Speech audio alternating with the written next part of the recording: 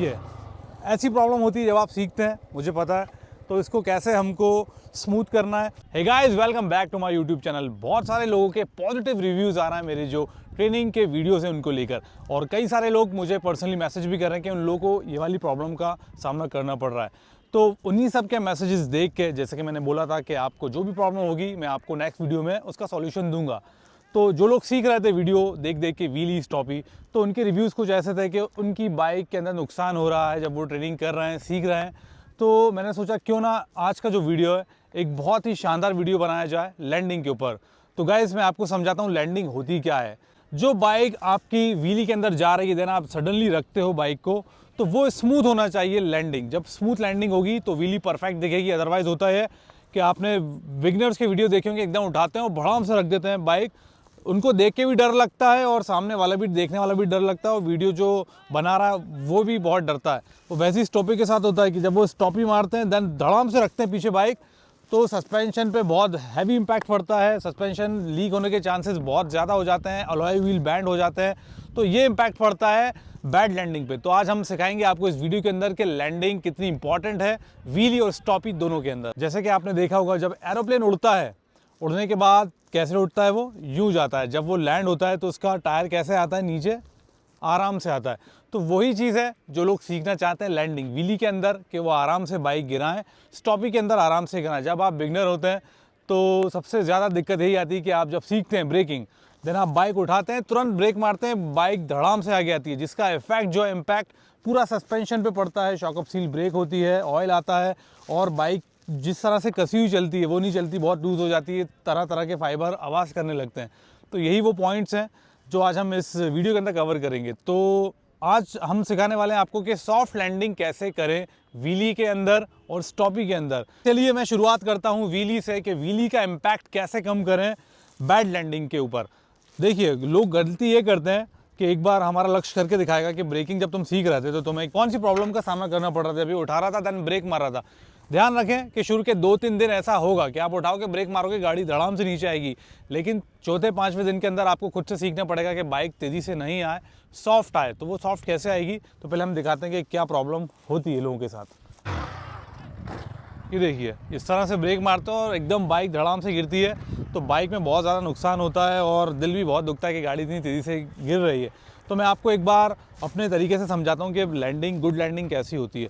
जब भी बाइक आपकी नीचे आए तो आप हल्का सा क्लच छोड़ दें वापस से। जैसे कि आपने व्हीली के अंदर उठाई बाइक, और जैसे ही आपको डर लगता है तो आप क्लच पकड़ के ब्रेक मारते हो, देन बाइक आगे गिरती है।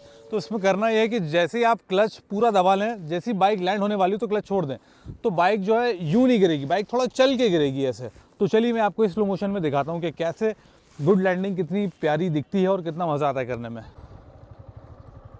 तो गाइस, मैं दिखाता हूँ आपको कि लोग कैसे बैड लैंडिंग करते हैं, उसके बाद हम गुड लैंडिंग पे आएंगे। ये देखिए,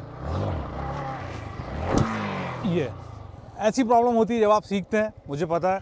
तो इसको कैसे हमको स्मूथ करना है, कैसे करें कि बाइक को नुकसान ना हो। देखिए, जैसे ही बाइक नीचे आएगी तो मैं हल्का सा क्लच और छोड़ दूंगा तो थोड़ी आगे चल के गिरेगी, तुरंत नहीं गिरेगी, चल के गिरेगी। ये देखो आप,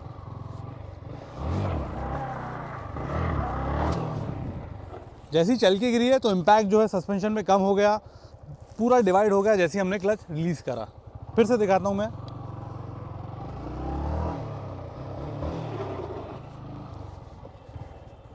आप देखना सस्पेंशन पे ज़्यादा फोकस करना कि किस तरह से बाइक जब लैंड हो रही है तो कितना ईजिली स्मूथ जा रही है। ये जैसे ही बाइक गिरती है मैं तुरंत क्लच छोड़ देता हूँ, देन आगे चल के गिरती है। जैसे फ्लाइट उतरती है ना, एरोप्लेन जब उतरता है कैसे प्यार से टायर आता है आगे, तो वैसे ही व्हीली के अंदर भी आपको इस चीज़ का ध्यान देना है 3-4 दिन के बाद। अगर आप बिगनर हो तो बिगनर को तो खैर उठाने में बहुत प्रॉब्लम होती है, देन ब्रेकिंग करने में प्रॉब्लम होती है।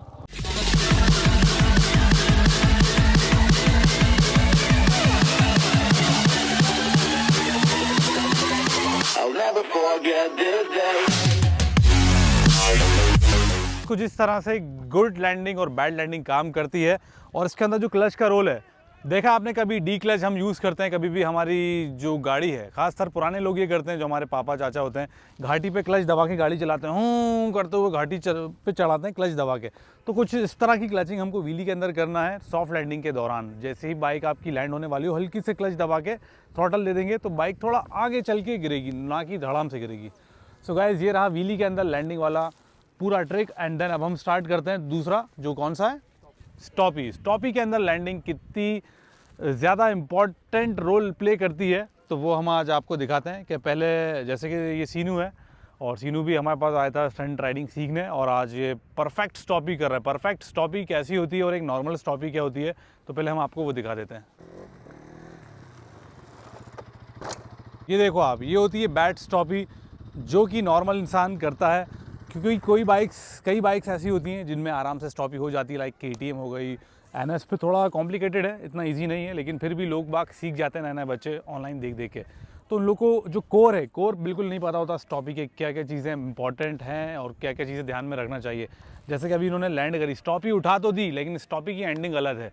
देखिए A to Z, A part अच्छा था, उठा लिया, देन जो Z वाला पार्ट था वो बैड था, धड़ाम से बाइक गिर रही है।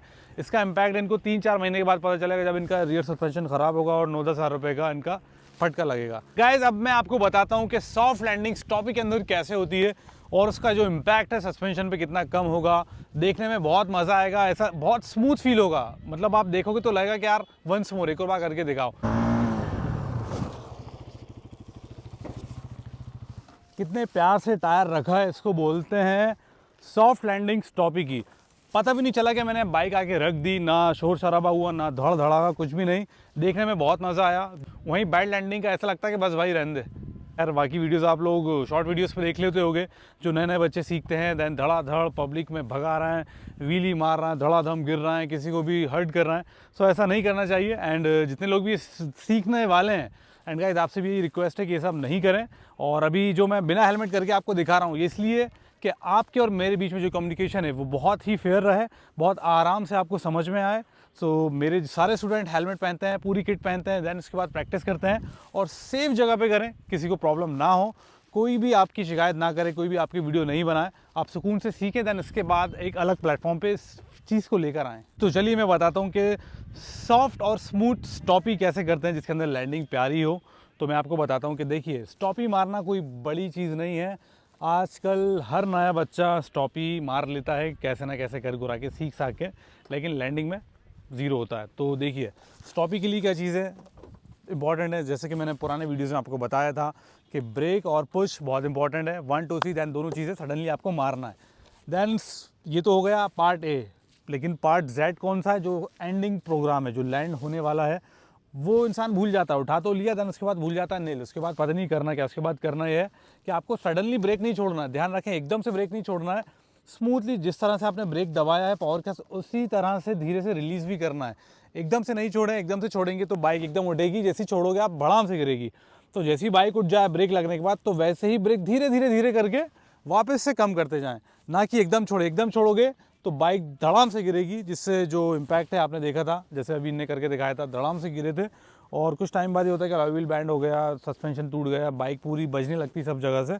तो ये इस तरह से आपको ये करना है। तो मैं एक बार स्लो मोशन में आपको दिखाता हूँ कि मेरे ब्रेक पे आप फोकस करिएगा कि जब मैं उठा रहा हूँ, देन उसके बाद जैसे ही मेरी बाइक नीचे आ रही है तो मैं, मेरे जो उंगलियां हैं, जो फिंगर्स हैं, वो ब्रेक को नहीं छोड़ रही हैं, वो उसको पकड़ी हुई हैं। लेकिन जो इम्पैक्ट है ब्रेक का, जैसे मैं 90% ब्रेक यूज़ कर रहा हूँ, ध्यान रखें रोलिंग स्टॉपी में 100% ब्रेक नहीं लगते हैं, 70 to 80% तक ब्रेक यूज़ होता है। जो पहला पुश होता है उसके अंदर ही 90% होगा, देन धीरे धीरे धीरे जो इम्पैक्ट है ब्रेक का वो कम होते जाएगा, 80 70 60 50 ऐसे करके होगा।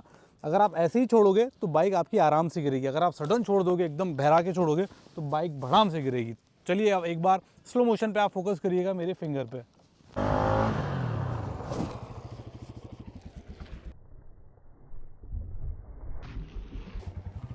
अभी तक देखो आप, अभी तक जो ब्रेक लीवर है वो दबा हुआ है मेरी फिंगर से, क्योंकि मैंने इसके अंदर भी ब्रेकिंग करी है स्टॉपी के अंदर। सो गाइज आई होप आपके सारे टॉपिक क्लियर हो गए होंगे, और जो भी आपको प्रॉब्लम है, जो भी आप फेस कर रहे हो अपनी प्रैक्टिस के दौरान, तो आप मुझसे पर्सनली पूछ सकते हैं मैसेज के अंदर, कमेंट बॉक्स के अंदर, और ताकि मैं उसका आपको एक कुछ इस तरह से रिव्यू दे सकूँ। एंड गाइज अगर आपको पर्सनल ट्रेनिंग लेना है, जैसे भाई लोग ले रहे हैं, तो आप लोग वो भी ले सकते हैं मुझसे पर्सनली मैसेज करके, पर्सनली कमेंट करके। और कैसा लग रहा है आपको हमारे ये वाले ट्रेनिंग वाले ब्लॉग, तो ज़रूर बताइएगा। तब तक के लिए हम आपसे मिलते हैं नेक्स्ट व्लॉग में। तब तक हम मेहनत